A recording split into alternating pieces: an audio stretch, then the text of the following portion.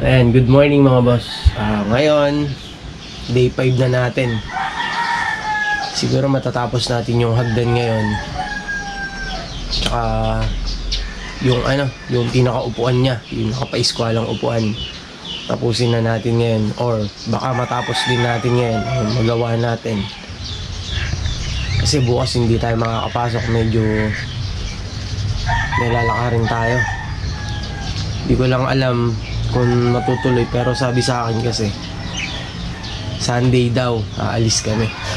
Bukas malalaman kung saan at sino yung kasama namin bukas. Punta muna tayo, mag-iikot din muna ako pala dahil magtatanong-tanong ako sa mga gumagawa ng kubo sa gawin ng Arayat kung magkano yung pagpalit nila ng bubong. Sila na yung magpapalit kasi nag-message sa akin si ate dahil nga para daw maasikaso ko yung nagpa-estimate kahapon ng tiles, tapos yung sa Severa para daw maasikaso ko na. Tsaka yung dito yung nakababa sa daan na bahay, yung gustong magpagawa rin. Tatanong na muna tayo bago tayo tumuloy dun sa kanila. Ayan mga boss, may nakita tayo gumagawa ng kubo. Tanong tayo.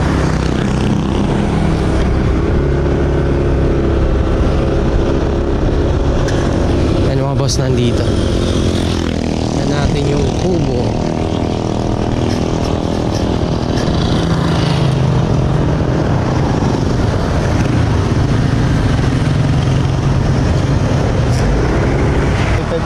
Hindi, may kwarto eh. May kwarto? Di kwarto? Di kwarto. Ano yung bubong? Oo, itataas eh. Tataas? Oo. Kasi naglagay kami nung additional sa labas na flooring. Tapos ngayon, bumaba yung ano niya. Oo, kasi saan pa kayo? dyan, tela payong. St. Jude. Tela payong? Magkano yung ganun kaya? Maganda, tignan muna namin. Oo. Tignan namin ngayon. Oo, pwede rin. Para makita nyo kung magkano ma-estimate. Siyempre, may estimate, diba? Oo. Wala nang problema yun, di ba? Yung para kung pagka magkasundo, alam mo yung St. Jude, tela payong. St. Jude. Paglampas ko. Hindi ka kasamahin ko? Pupunta nga ako dun. Sabi na tayo. Kasi magmumotor ka na lang. Saan ko yung gagawa? Akala nung bata papalit lang ng bubong, hindi niya pala na-gets kanina magtataas.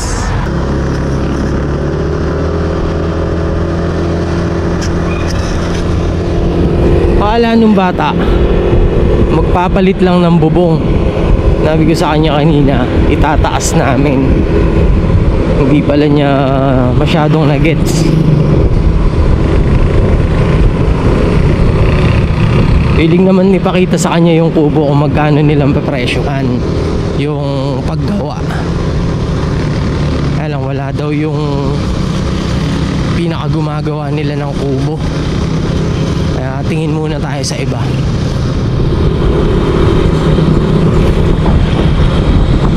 Kasi pagka sa malayo ka nagpagawa, yung service charge lang nila. Kaya dito lang sa malapit dito sa kanila, dito tayo hahanap din ulit. May malapit naman na gumagawa ng mga kubo rito. Hanap muna tayo ng iba pa. Eto, meron din dito. Tanong ulit tayo rito.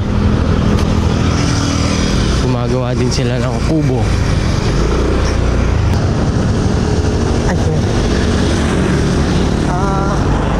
Magkano po sana kung magkano yung papataas yung bubong? Papataas? Ano, may kwarto dyan? Opo, may kwarto. Saan banda yun? Dito lang po sa Telepayong.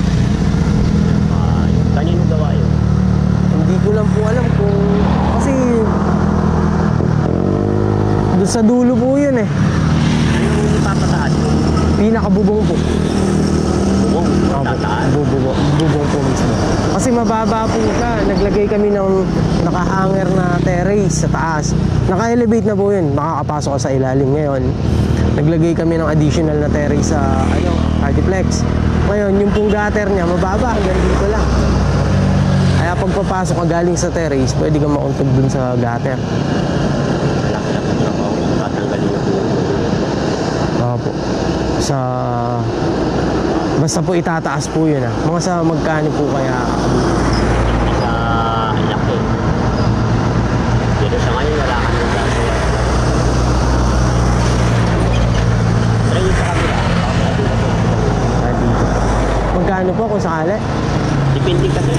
Hindi ko ma-presyuhan yan. Try sa kabila. Baka may ano na doon siya. Okay, sige. Dati kasi may tas. Thank you ba?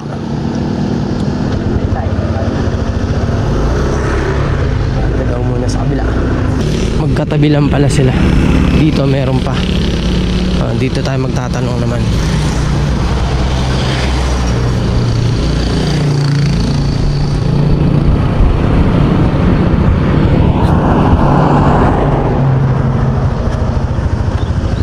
Tabo ay.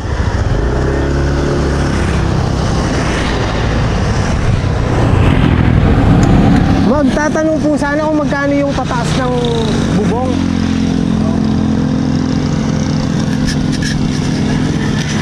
Bubong po. Yung pong bubong na ganito, itataas po. Bubong. Opo. Baka dito po nakuha yung kubo na yun Diyan po sa St. Jude. Gantong-ganto yung yari Oo. Pati kulay, gutter, lahat po. Yan, ganito siya. Saan banda yun? Diyan po sa St. Jude. Opo, yung papasok doon. Yung may nag-alaga ng pati. Opo, ako, sa inyo nga po galing, no?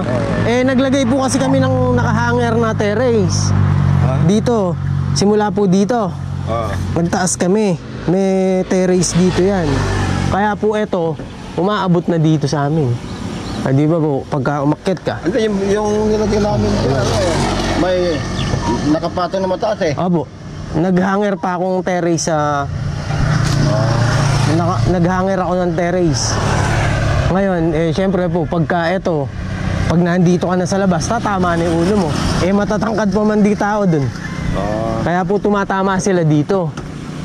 Ngayon po sana, balak, ipataas. Ayan mga boss, nandito na tayo. Dun sa mga nadaanan natin gumagawa ng kubo dito sa gawid nila rito. Wala daw yung mga naggagawa nila. Mga nasa probinsya nila. Hindi pa tayo nagawi ng magalang. Tapos sa bayan sana sa Arayat, yung pinagkunan ng kubo nila Tito Jimmy. Baka sakaling mapakiusapan natin.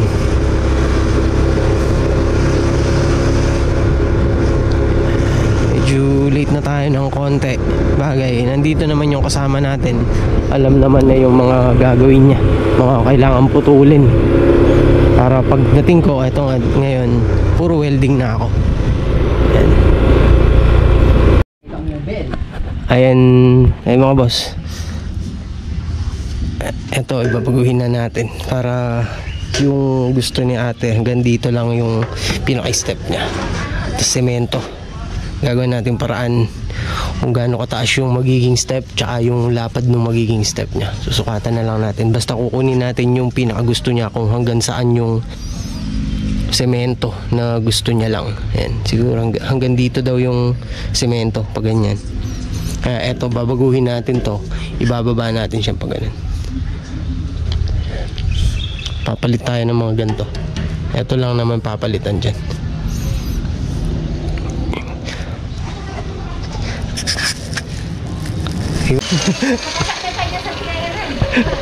Ayun o boss, nakagawa ng hagdan natin.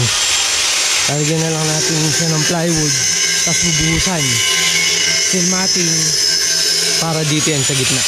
Lalagay tayong steel matting. Ito ilalagay natin dito. Nakagitna lang siya rito. Tapos tatakpan ng plywood, bubuhusan. Ayan. Siya.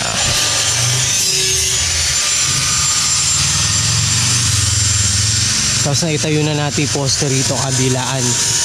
Tsaka ito yung ginagawa niya, yung pinakapatungan ng kilo natin.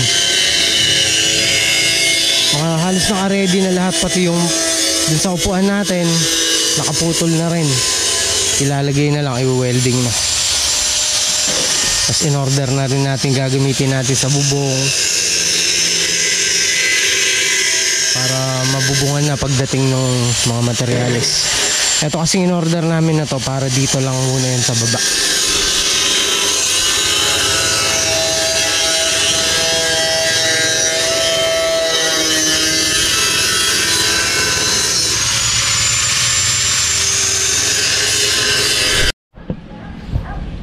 Ay mga boss, nailagay na rin natin yung para sa upuan. Maglalagay na lang tayo ng pinaka-brace dito. Ganyan. Tapos yun, nakalagay na. Nakapatungan ng kilo. Yung hagdan natin. Ayan na.